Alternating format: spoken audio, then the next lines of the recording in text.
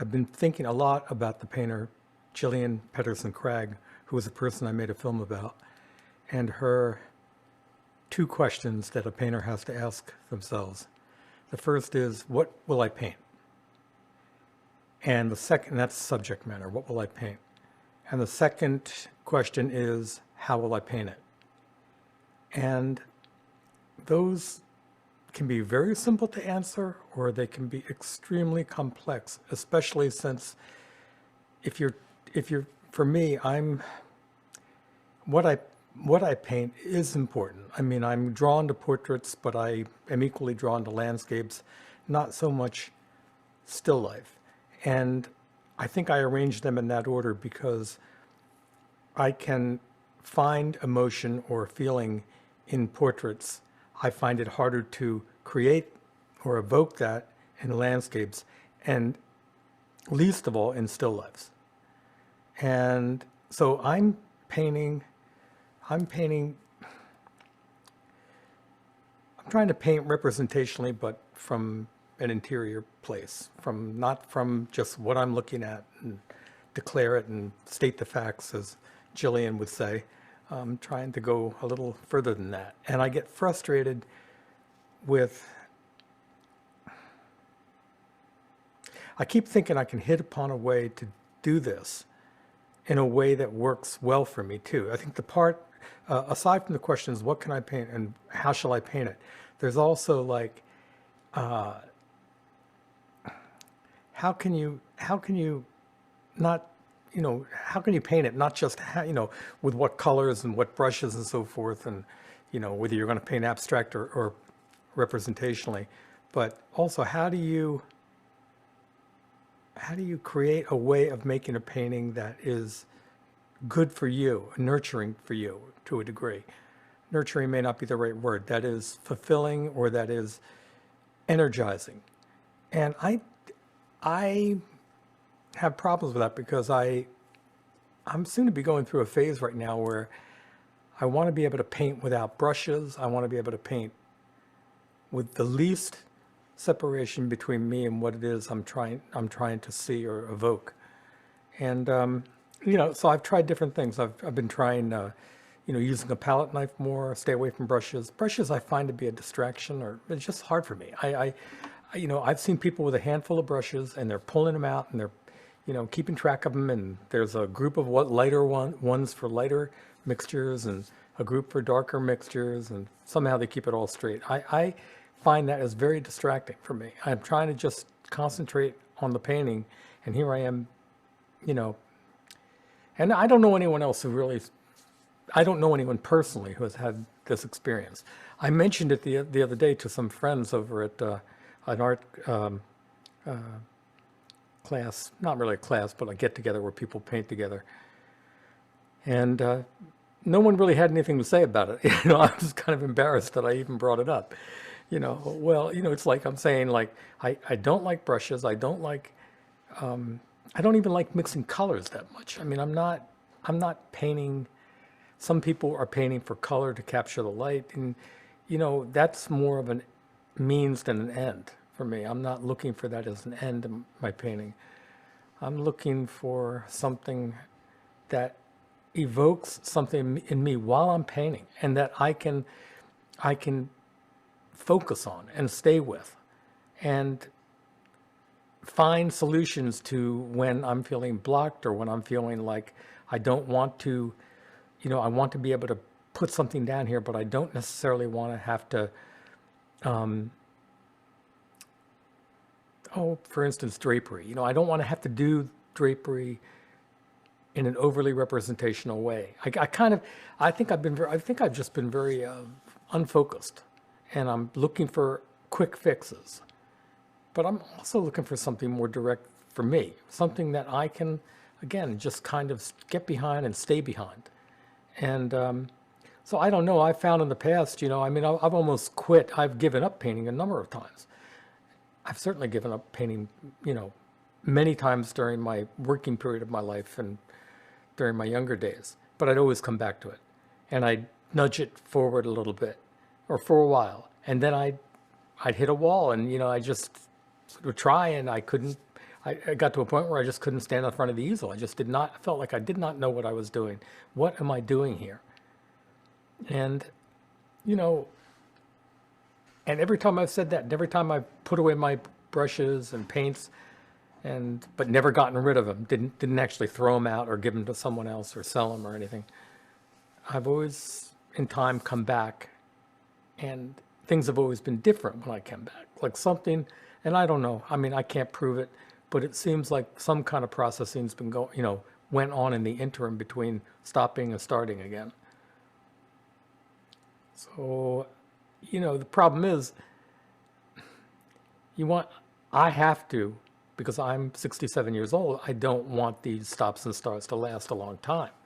And I'm trying to think of ways to not deny I'm having a problem with it, but maybe, and not divert myself to something else just because I'm having a problem with painting at this time. I guess I'm looking for ways to maybe just a matter of trying something completely different within painting. And I don't mean going from necessarily representational to all of a sudden abstract painting. And although I might try that, I don't know. I don't know what it'll be. Maybe it'll just mean just putting down paint fast and letting it happen, and go into it knowing nothing might happen, or it might be a disaster. But I've gotten better at not judging my work anyway, in a way that gets me really depressed, you know. But nonetheless, I'm better at that, but I'm not, I wouldn't say I'm like, you know, I've reached enlightenment by any means. So I'm stuck right now. I've been stuck. I've been doing goofy stuff like, you know, everything but standing in front of the easel and, you know, and working effectively. I'm painting a little painting of an old Renaissance painting, which I like. I like it's a woman, a figure of a woman, and it's beautiful. It's really beautiful. And I'm not copying the way you hear artists copy for learning how the painting was made. I'm not really doing it for that reason. I just liked it as an object and I wanted to paint it. And so I suppose, you know, I'm get an understanding more of but there was deep feeling in it, in the original paintings, and I would respond to that. Now I'm, you know, I'm painting the painting. So it's I suppose when you love something and you adore something, you want to paint it, whether it's a physical object or a person, or even this postcard, for instance. Yeah, so I'm struggling with it. I've been making palettes, art palettes, and giving them away to my friends in art class.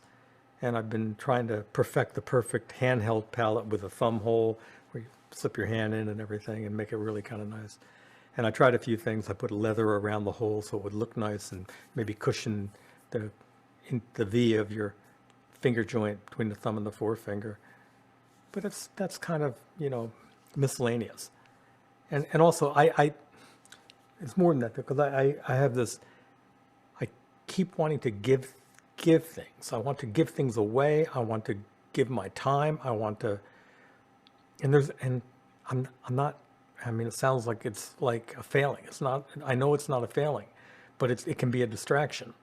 And so if I concentrate on making palettes for everybody, I'm not really, and I don't really care if I make one for myself. What am I doing? You know, I'm giving something to somebody. But I think part of it is with me, I mean, I know myself well enough to know I kind of, it's a distraction, and it's also a way for attention. And that's okay. That's okay. I mean, I hope other people don't, you know, see right through me or whatever, you know, but it's like love. How can love ever be wrong? Well, how can giving ever be wrong? Well, it isn't, and it won't be, but sometimes it's not the most authentic thing to be doing at a given time. So anyway, I'm staring at that easel, and I've been at this with this happening for at least the last week and a half, probably 2 weeks.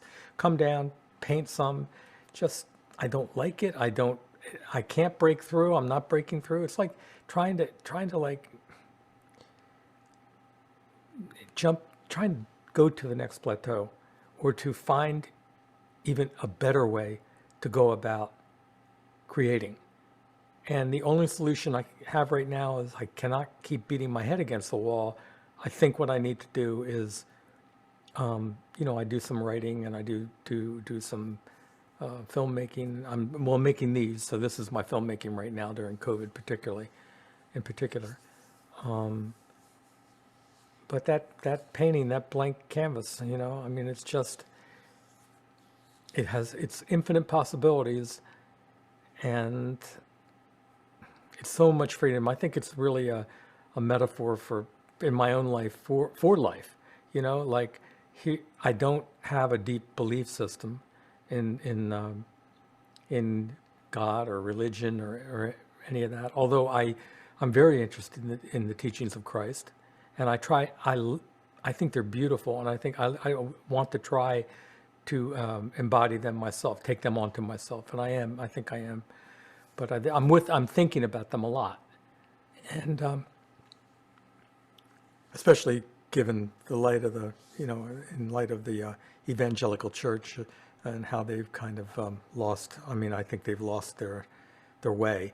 And the reason I'm bringing that up is because I have relatives who are evangelicals, and they're wrapped up in politics. Some of them, some of the children, no, not so much. They're starting to see the problem. They're seeing where evangelicism has gone, and it's gone down a dark. It's taking what should be beautiful, if not a little naive, taken naively, religion by people I know, and I think by other evangelicals, and somehow it's been warped, and now it's political, and now they're following Trump, and that's got to be psychotic almost. I mean, to try to hold in your mind the teachings of Christ and the bullshit of Trump, and his evil. It's more than bullshit. Anyway. So that the real issue for me right now is and I know this is funny. This is all in my head. I'm not expecting anybody to be listening to any of this. It's kind of like a self-therapy. I mean, I'm trying to talk my way and through things, and free associate to maybe possible ways to look at it. And I think one way is to just pull back a lot. And so as I pull back, even right now, I'm thinking like, I keep getting a picture of the blank canvas in my head, and I want to, maybe I want to, even though I want the painting to be representational, I don't want to necessarily represent anything that I set in front of me. I think one way for me to go would be to try to create from memory. And I've tried this before, and I felt kind of good about it. It's not easy, and it's kind of scary, and it's full of questions, but I think what happens is you wind up getting more emotion out of it. For me, maybe I've been getting more emotion out of those paintings. I've been able to put more into it and get more out of it without the distraction of lots of rendering and realism. So yeah, I've got to find a way to kind of keep going, but perhaps instead of trying to go through the wall, calm down and look at the canvas, look at a little canvas, just look at it for a while, and put some paint down, and then put some more paint down, and see what happens, and do that while maintaining representation to some degree, or at least having identifiable objects in the painting. So I'm gonna keep going. I'm gonna go with that.